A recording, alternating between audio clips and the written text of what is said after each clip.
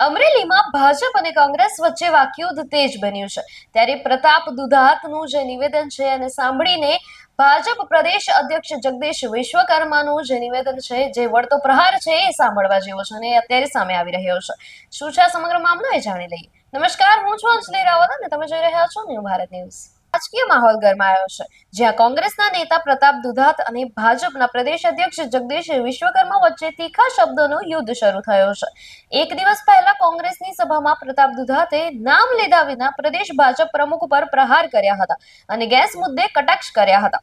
દુધાતે જણાવ્યું હતું કે ભાજપના નેતાઓ વાણી પર કાબુ રાખતા નથી અને ગેસના બાટલાને લઈને પણ તીખા નિવેદનો આપ્યા હતા। આ નિવેદન બાદ ભાજપ તરફથી પણ કડક પ્રતિક્રિયા આવી હતી। ત્યારે મુખ્યમંત્રીની હાજરીમાં યોજાયેલા કાર્યક્રમ દરમિયાન પ્રદેશ ભાજપ અધ્યક્ષ જગદીશ વિશ્વકર્માએ નામ લીધા વિના દુધાત પર વળતો પ્રહાર કર્યો હતો। વિશ્વકર્માએ જણાવ્યું છે કે માત્ર તેમની જ માતા નહીં, પરંતુ ઘણા પરિવારોની માતાઓએ મહેનત કરીને ઘર સંભાળ્યું છે અને તે સંસ્કારોથી જ તેઓ આજે આ સ્થાને પહોંચ્યા છે। તેમણે કોંગ્રેસ પર માતા બહેનોના અપમાનના આક્ષેપો લગાવતા રાજકીય હુમલો તેજ કર્યો હતો અને આ વાકયુદ્ધ બાદ અમરેલી સહિત રાજ્યના રાજકીય માહોલમાં ગરમાવો વધ્યો છે અને બંને પક્ષો વચ્ચે આરોપ પ્રત્યારોપનો દોર જે છે તેજ બન્યો છે। વાત એવું કહીશ મિત્રો કે હમણાં કોંગ્રેસના એક નેતા, આ જિલ્લાના એક નેતા એવું કહેતા હતા કે ભાઈ જગદીશ વિશ્વકર્માની માએ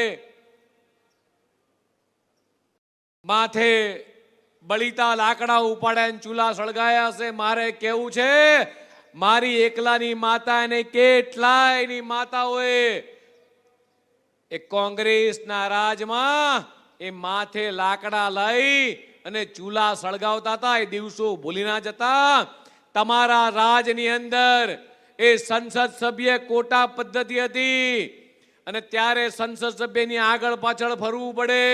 મોટો વ્યક્તિ હોય એને ગેસનો બાટલો મળે, લાગભગ હોય એને ગેસનો બાટલો મળે। મારી માતાએ કદાચ મજૂરી કરી હશે, માથે લાકડા ઉપાડ્યા હશે, છતાંય અમને સંસ્કાર આપ્યા, ભણાઈ ગણાઈને સમાજ સેવાને લાયક બનાયા અને આજે માતાના આશીર્વાદે આ ગુજરાત પ્રદેશ અધ્યક્ષના લાયક અમને બનાયા છે અમારી માએ। અને કોંગ્રેસે હંમેશા કોઈ પણ માતા અને બહેનનું હર હંમેશા અપમાન કર્યું છે। કોંગ્રેસના નેતા ભૂલી ના જાય કે ભારતમાં જીવે છે। મારી માતા હોય કે તમારી માતા હોય એ ઇટાલીમાં નથી જન્મી। કદાચ ઇટાલીમાં જન્મી હોત તો એને ગેસના બાટલા શું છે કે લાકડા શું છે ખબર ના હોત। તમારા નેતાના માતૃશ્રી ઇટાલીથી આવે છે એટલે એને કદાચ ચૂલાની ખબર નહીં હોય, ધુમાડાની ખબર નહીં હોય, ભૂંગળીથી એને ચૂલા નથી સળગાયા। મારીને તમારી માતાએ ચૂલા સળગાઈ, ખીચડી બનાવીને તમને મને મોટા કર્યા છે। કોઈની માતાનું અપમાન ના કરશો।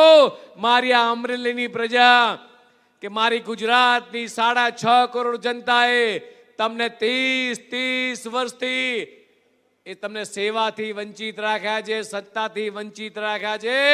આવનારા 50 વર્ષ સુધી તમને હજી સેવા અને સત્તાથી વંચિત રાખવાની છે। સેવા કદાચ કરી હોય તો ગુજરાતના મુખ્યમંત્રી માન્ય ભૂપેન્દ્રભાઈ પટેલે કરી છે, દેશના યશસ્વી પ્રધાનમંત્રી માન્ય મોદી સાહેબે કરી છે। અને મારે આજે કહેવું છે કે ઉજ્જવલા યોજના અંતર્ગત એ દેશના યશસ્વી આ ઘટનાને લઈને આપનું શું માનવું છે અમને કોમેન્ટ સેક્શનમાં જરૂરથી જણાવશો અને જોતા રહેશો ન્યૂ ભારત ન્યૂઝ। નમસ્કાર।